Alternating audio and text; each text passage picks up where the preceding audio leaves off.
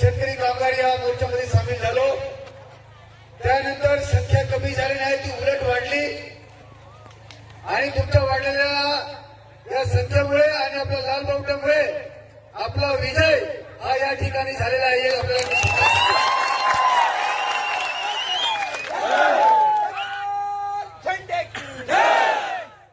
आणि हा विजय मिळवण्यामध्ये तेवढंच मोठं योगदान या ठिकाणी 19 तारखेपासून आपल्या बरोबर जो मीडिया आहे यांच्यासाठी सुद्धा जोरदार टाळ्या